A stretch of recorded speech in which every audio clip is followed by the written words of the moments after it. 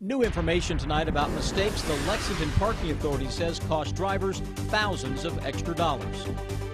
Police are warning business owners in Berea after several cases of counterfeit money in the area.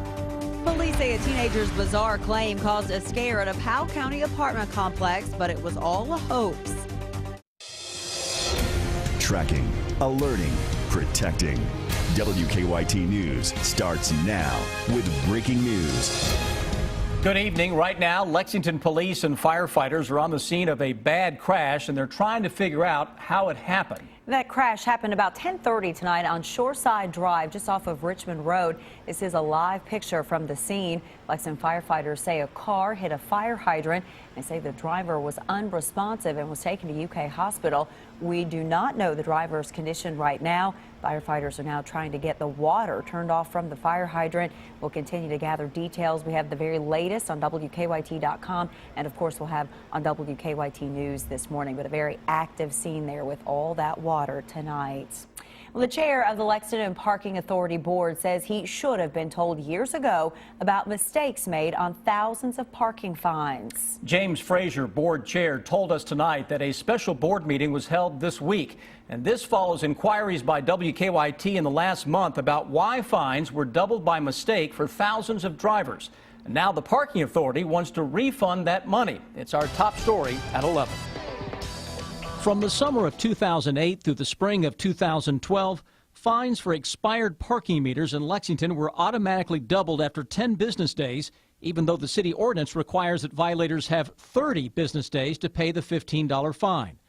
The expired meter violation made up at least 50% of all parking fines in those 4 years. 2008 to 2009, expired meter fines totaled $302,000. 09 to 2010, $345,000. 2010 to 2011, $273,000, and $229,000 in 2011 to 2012. Gary Means, executive director of the Lexington Parking Authority, tells me he believes 6,300 tickets were incorrectly doubled in those 4 years and $95,000 mistakenly collected. Means calls it a clerical mistake and says he discovered it in April of 2012. In an email at that time from Means to a private contractor, he says, quote, "In doing some recent research on our escalation period, I stumbled across what seems to be a major issue, and I hope you have a good answer for me." But that major issue is only now becoming public 2.5 years later. Tonight, Means told me he did not feel it was necessary to report the mistake to the board that oversees the Lexington Parking Authority because it was a clerical mistake. WKYT began making inquiries about the mistake several weeks ago. Means says a recent audit revealed the problem, and he informed the board last week. Tonight, board chair James Frazier says absolutely the board should have been told. Quote, "We would have liked to have known." The Parking Authority board chair says that they're trying to be proactive in reaching people who are owed money. Quote, "Clearly the right thing to do is to refund the money that was prematurely collected."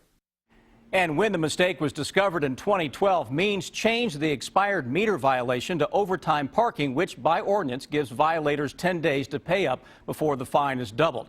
Now, if your parking fine was mistakenly doubled from 2008 to 2012, you can get a refund and receive a $3 parking voucher that can be used in any Lex Park garage.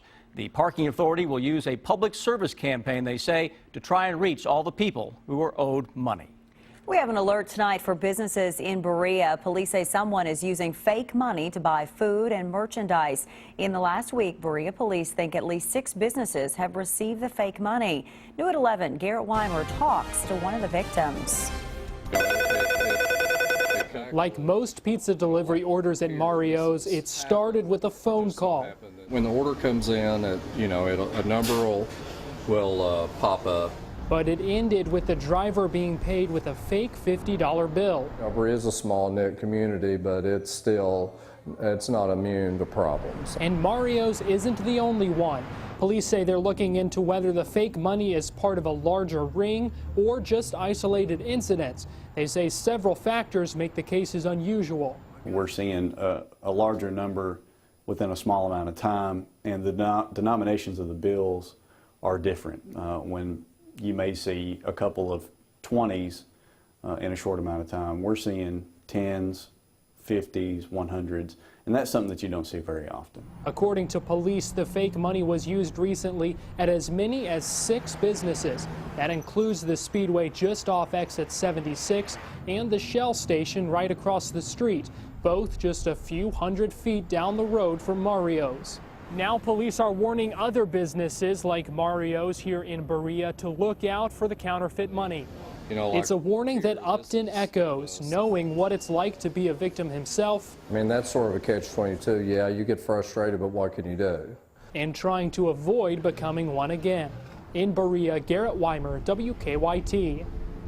Mario's owner, James Upton, tells us he now sends counterfeit markers out with all of his delivery drivers to help prevent it from happening again.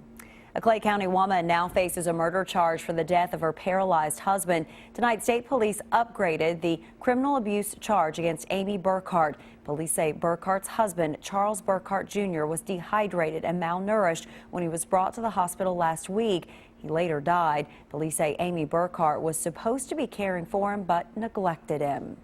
It was a gruesome report. Police say a teenager claimed she gave birth to a premature fetus, then put it in a Powell County dumpster. That claim sparked an emergency response, but as Jordan Valines tells us, police now say the teenager was lying. As the sun began to set on 4th Avenue, the murmur of concerned neighbors. Everybody was just panicking. Everybody was just, they didn't know what to do. And questions about what happened at Clay City Apartments. Who do you trust? Who do you know? Continued to rise. They didn't know who to talk to. They didn't know who to believe. Clay City police say the commotion was caused by a 17-year-old girl living at the complex who allegedly texted her friend a picture of a deceased fetus, claiming that she'd given birth to it and then threw the fetus in the dumpster. When police arrived, the 17-year-old stuck to her story. When I came outside and I seen cops, ambulances, and everything popped up, and seen the guys digging through dumpsters. But after hours of searching, police didn't find anything suspicious in the dumpster. Once they began to investigate further, they discovered that the teenager We found out it turned out to be a hoax. had been lying about the entire incident all along. Wasted taxpayers' money, and what's going to happen to the person that caused all this? That question we have an answer to. The teen is now facing a charge of falsely reporting an incident frustrating for both neighbors and law enforcement alike. In Clay City, Jordan Valines, WKYT.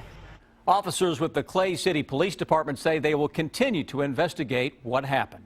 A Grayson County teenager accused of going on a multi-state crime spree with his 13-year-old girlfriend is giving us his side of the story from jail. Dalton Hayes said the girlfriend, Cheyenne Phillips, claimed she was actually 18.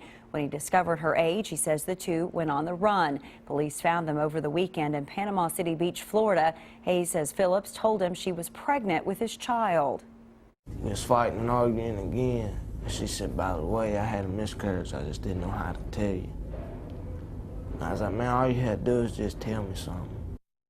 Hayes faces many charges, including custodial interference. He's now waiting to be brought back to Kentucky. Cheyenne's father told the Associated Press that he's not angry at Hayes, but he says Hayes wasn't thinking clearly.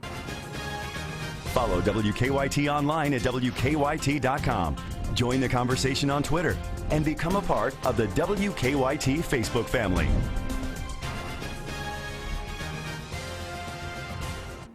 Tonight, President Obama used his State of the Union address to make a case for improving the lives of middle-class Americans. He unveiled many of his major proposals in the weeks leading up to tonight, and for the first time, the White House made an advance copy of the speech available online. Greg Boswell has the latest from Capitol Hill. The President of the United States. President Obama delivered his State of the Union address to a new Republican majority in Congress, outlining his plans to boost the middle class. Let's do more to restore the link between hard work and growing opportunity for every American. The president wants to cut taxes for the middle class and raise them for the wealthiest Americans. He also wants to make community college free for students who keep their grades up and expand paid sick leave for workers. If you truly believe you could work full-time and support a family on less than $15,000 a year, try it. If not, vote to give millions of the hardest working people in America a raise. Republicans say they're willing to find common ground, but have already dismissed a tax and spend approach. We're going to try to do the things that we think will make America a better place.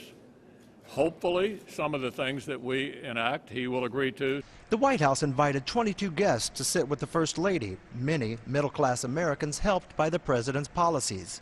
Also there, Alan Gross, released after 5 years in a Cuban prison, and astronaut Scott Kelly, who is preparing to spend a year in space. Craig Boswell, CBS News, Capitol Hill. Tomorrow, President Obama will travel to Idaho and Kansas to promote his plans. Tonight, investigators still are not sure what caused an overpass to collapse onto southbound Interstate 75 in Cincinnati. They say last night's collapse killed construction worker Brandon Carl of Bracken County. A truck driver had some minor injuries. Carl leaves behind a fiancée and 4 children. People who knew him say he'll be missed. A good old boy that would give you the shirt off his back to help, and somebody that provided for his family and his children, and always had a kind word and always truly concerned about what was going on in your life. Southbound Interstate 75 reopened tonight at the scene of that collapse. Once crews cleared the rubble, engineers had to make sure the road itself was not damaged. A Lexington man accused of killing his boyfriend faced a judge today. 20-year-old Matthew Donahue pled not guilty to murder. Lexington police say he stabbed 40-year-old Todd Schumacher Sunday night at a home on Lamont Drive. Family members have been raising money online to help pay for funeral expenses.